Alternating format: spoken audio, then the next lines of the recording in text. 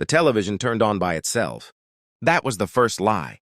It didn't turn on by itself. It auto-synced. Our smart TV had always been obedient, silent, predictable. Like me. I was rinsing a wine glass when the screen flickered. A live feed, vertical, shaky. My wife's phone. Her face filled the screen. Not the face she gave me. This one was flushed, breathless, alive in a way I hadn't seen in months. Then she leaned closer to the camera, closer to me, and mouthed the words slowly. Watch and learn. A man's hand slid into frame. 47 seconds. That's how long it took for my marriage to rot in high definition. I didn't shout. Didn't throw the glass. Didn't even blink. I watched. Because she told me to, and I have always been a good listener. The video ended when the connection dropped. Silence returned to the living room like nothing had happened. But the air had changed density. It felt heavier, contaminated. I sat down. Replayed it. 47 seconds. Not a second more. Long enough to see his wedding ring. Long enough to see her smirk. That smirk hurt more than the man. She hadn't looked guilty. She had looked entertained. I checked the sync settings. Her phone was linked to the TV under shared streaming permissions. She must have accidentally mirrored her screen. Or maybe she didn't. Maybe she wanted me to see. My mind tried to defend her. It's a misunderstanding. A role-play video. A mistake.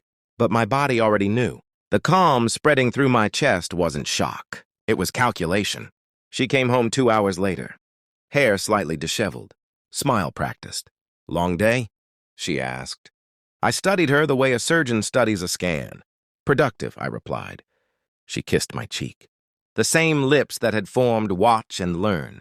I didn't ask questions. Questions are for people who aren't ready for answers. I was ready. The next morning I behaved normally. Coffee at 7:30. Gym at 8. Work by 9. Routine is camouflage. Inside, I was dismantling her life piece by piece. I checked the Wi-Fi logs. Device connections. Timestamps. The sync had activated at 3:12 p.m. Her location history placed her at a boutique. Hotel across town. Room 407. Interesting number.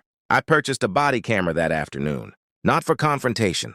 For documentation. If she wanted performance, I would give her cinema. Over the next week, I watched her patterns. The late yoga sessions. The sudden password change. The new lingerie she never wore for me. I never raised my voice. Never accused. Instead, I mirrored her. I smiled more. Cooked dinner. Asked about her day. She relaxed. Predators relax when they think the prey is unaware. On Thursday, she left early. Said she was meeting friends. I followed. Not closely. Just enough. Room 407 again. I clipped the body cam inside. My jacket and walked into the hotel. Lobby as if I belonged there. Because I did. Truth always belongs. I didn't knock. I used the spare key card. I'd requested that morning under the pretense of surprising her. Which I was. The door opened. She was mid-laugh. Then she saw me. And the laughter died without sound. The man stood frozen. Shirt half-buttoned. Ring gleaming. She grabbed the sheets instinctively as if modesty still mattered. I stepped inside. Calm, measured. Don't stop, I said quietly. Her face drained of color. I walked toward the nightstand and placed a small folder beside her phone. Inside it were printed screenshots, the mirrored video, the location logs, bank transfers from our joint account to a private rental property. Evidence, not emotion. You sync the TV, I said. I didn't mean... 47 seconds, I continued. You told me to watch. The man tried to speak. I raised a hand. Stay out of it. This isn't your marriage. He looked relieved to obey. I unclipped my jacket slightly so she could see the small red recording light. Her eyes widened. You're recording this? Yes. Her breathing quickened. Not from passion this time. From fear. You humiliated me, I said. Now I document. For the first time, she looked small. Not seductive. Not powerful. Just exposed. I didn't yell. I didn't threaten divorce. I did something worse. I sent the footage. Not to social media. I'm not reckless. To her parents. To his wife. To our shared financial advisor. Transparency is devastating when someone lives in deception.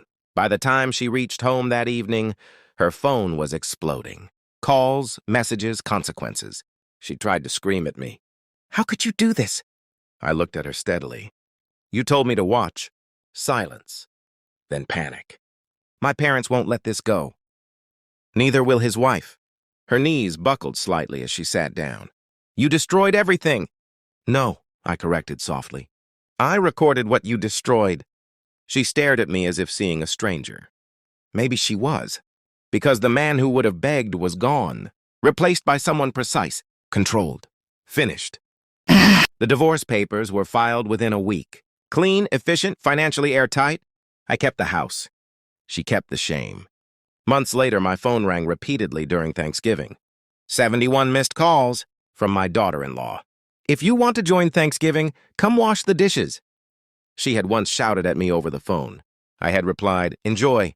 Petty power games. Family hierarchy built on disrespect. That same daughter-in-law had seen the photos I posted from my new villa in Switzerland. Snow-covered mountains, glass walls, silence. Independence looks luxurious when you've earned it.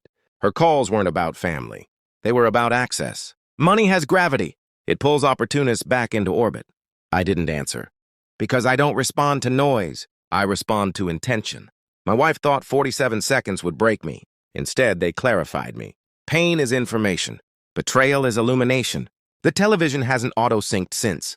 But sometimes, when the house is quiet, I stare at the black screen and remember her words. Watch and learn. I did. And what I learned is simple. Trust is fragile. Evidence is permanent. And the calmest person in the room is usually the one who already knows how this ends.